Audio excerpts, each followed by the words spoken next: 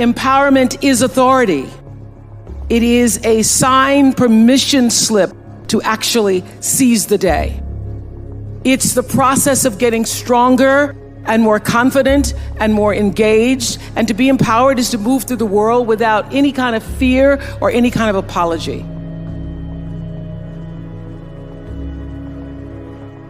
And with these gifts comes an even deeper privilege, I believe, and that is the ability to take charge of your own life, to own yourself, and claim your rights. And here's what I know for sure, that to whom much is given, much is expected. And I have been given so much. I've earned it, I've been blessed with it, but I've been given a lot. And that's why I've chosen to use my life to lift other people up. Nobody's journey is seamless or smooth. We all stumble, we all have setbacks. If things go wrong, you hit a dead end, as you will. It's just life's way of saying, time to change course. So ask every failure, this is what I do. Every failure, every crisis, every difficult time, I say, what is this here to teach me? And as soon as you get the lesson, you get to move on. If you really get the lesson, you pass and you don't have to repeat the class. If you don't get the lesson, it shows up wearing another pair of pants to give you some remedial work. And what I found is that difficulties come when you don't pay attention to life's whisper, because life always whispers to you first. And if you ignore the whisper, sooner or later, you'll get a scream. Whatever you resist persists, but if you ask the right question, not why is this happening, but what is this here to teach me? What is this here to teach me? It puts you in the place and space to get the lesson you need. My friend Eckhart Tolle, who's written this wonderful book called A New Earth, that's all about letting the awareness of who you are stimulate everything that you do. He puts it like this. He says, don't react against a bad situation, merge with that situation instead, and the solution will arise from the challenge. Because surrendering yourself doesn't mean giving up, it means acting with responsibility. I have a very big life, and so people with big lives can do big things. And so I started to think about what was the best Christmas I ever had in my life. I grew up poor, on welfare with my mother for part of my life.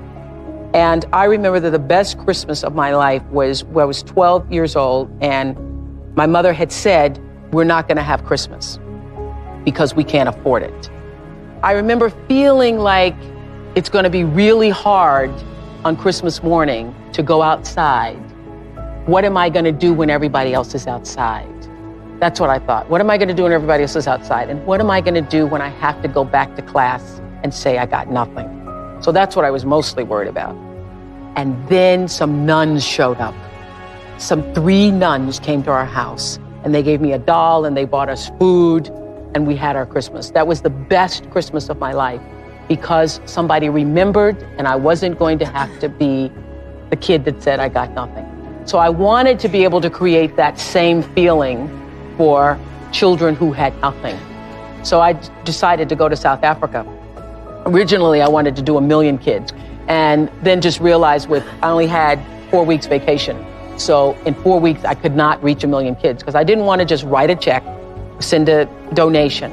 I wanted to be able to look in each kid's face and say to that child, somebody remembered you. And so that's what I did with my life this Christmas. I took 41 people from here, hired another 50 people over there, and we were a traveling caravan from one village to the next. We did 2,000 kids a day. We had parties for children who were orphans, and it was singularly, I will tell you, I could weep thinking about it, the best experience of my life. The singularly best experience of my life. The first day in Africa where we had 280 kids in a room, and every single one of those kids had lost a parent. Every single one of those children, they were aged 3 to 17 in that room. And my team that you're talking about, I have the greatest team in the world.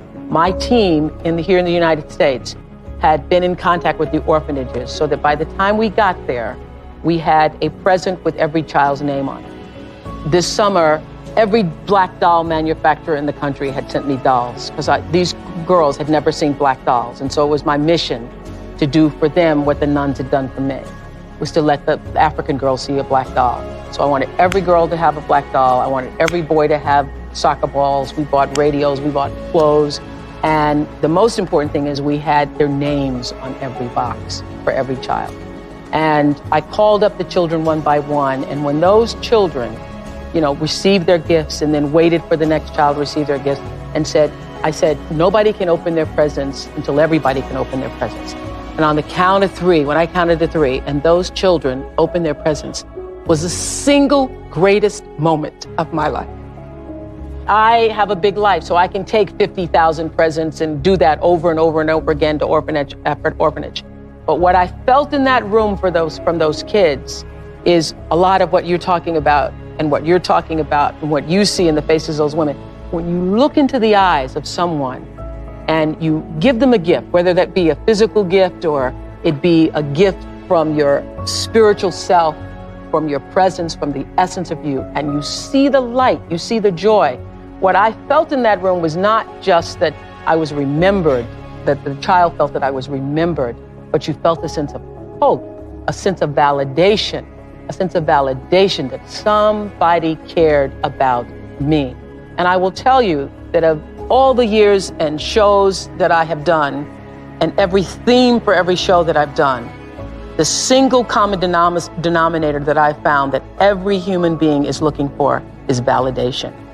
Every single person needs to know, wants to feel that they matter, And what happened in that room, that was the greatest day of my life, I knew that those children knew in that moment that they mattered. And so I encourage you, it's exciting to be able to write a check. It's even more exciting to be able to touch one life, to be able to do that for one person. It's like Cynthia was saying, when you can do that for one person, when you can do that, you will know that your life has meaning. And I will tell you, when I left that place, my friend Gail and I were there and we were all boo-hooing. We're like boo-hooing with the children. Oh my God. And Gail was saying, what is it? We're so full. And Gail said to me, she said, as big as your show is, what happened in that room seemed bigger.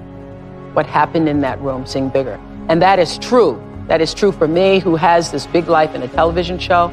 And I'm telling you, for everybody here, extending yourself beyond your world, your kids, your family, your stuff, and reaching out to somebody who is not like you, somebody who is like you, who is in need.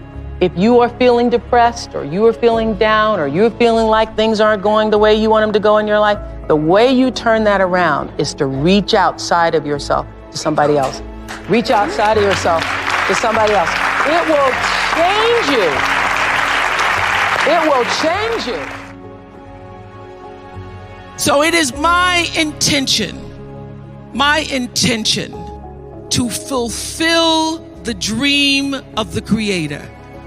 It is my intention to live to the highest calling and be pressed to the mark of the highest calling that I have come to do. And when you can ask the Creator, ask that which made you you, what is your dream for me? I guarantee you, instead of you trying to define the dream, what is your dream for me? If you're able to lean into the dream that the universe and all the forces of light and love and power and grace, by all the names that we call God, has for you, nobody can touch you. Nobody can touch you. So I want to talk about my dream for you, because I have been so blessed to live inside the dream of God.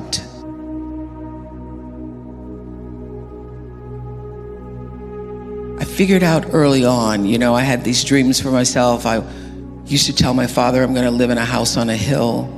I'm going to have $1 million. And I learned early in my career that the dream I had for myself couldn't compare to the dream that life had for me. So I figured out how to lean into life, and allow the flow that was designed for me to follow, to allow that flow to be my guide. And every decision I've ever made has come from listening to the flow that represents the truth in me that is also the truth in you. You already know the truth. You've been making decisions, having choices fulfilled throughout your life since you were a kid. And being able to make the right choice based upon what is the truth of you is the dream and prayer I hold for you today. Because being able to do that has led me to this stage and many other stages throughout the world. It's the truth. You know, everybody has what I call this instinct, this inner voice. It's called by many names: intuition, the divine, the flow, but everybody has it. And the truth is, every decision I've ever made that led me to the right space and place in my life, I got there because I relied on that inner voice, the truth of me. When I was 30 years old and about to leave Baltimore, because I felt something inside, that thing, that instinct, that flow, that truth that said, it's time to move on. And every single person around me, except for my best friend Gail, that's why she is my best friend Gail, said, you shouldn't move to Chicago. You should stay here. My bosses said, you're right here in Baltimore. You're a little fish in a big pond. You can grow old here. I go, that's the problem. I don't want to grow old doing the evening news here. So I listened to that inner voice that said, go. And I knew whether I got the job in Chicago, which of course I did, or not, that it was time to leave because the truth of me was urging me forward. And every decision I made after coming to Chicago, when everybody said, you should just take a salary. It's too big of a risk to own yourself, to own your show. What if that show fails? Then you're stuck. I said, I'm gonna bet on myself, because the truth of me, the inner voice that I was allowed to get still and feel, said, take the risk, bet on yourself. Every decision I've ever made, I've come back to that space and allowed myself to live in the place of intentional living. About 1989, after I'd been doing my show for 3 years, I ran across a book called The Seat of the Soul by Gary Zukav. And in it, he talked about how every action is followed by a reaction, which we all know is the third law of motion in physics. But he also said that before there's even a thought or an action, there is an intention. Something struck me about that. There's an intention that it precedes every thought and every action, and the outcome of your experiences is determined by the intention. At the time, I was the kind of woman who tried to do everything that everybody wanted me to do, because I just started making money. The amount of money I made was being published. I got a lot of cousins instantly. A lot of people I used to know in school and friends of mine who all needed things, and I had problems saying no. So this principle of intention is what literally saved and changed the trajectory of my living, because I started to make my decisions based on what I intended, not just what somebody else wanted me to do or what I thought would please them, but what do I really intend to happen from the outcome of this decision or this choice? And so I started to apply this intentional living and this intentional thinking to everything in my life. I said to my producers, do not bring me a show or an idea unless you have a clear intention about why we're doing it, what you want to say, what you want the outcome to be. And changing the paradigm to from just doing a television show, from just being on TV, to actually intending to be of service to the viewers, changed the trajectory of the show. The reason we were #1 for 25 solid years is because we intended to be. We intended to create and to use the opportunity of being able to speak to people every day.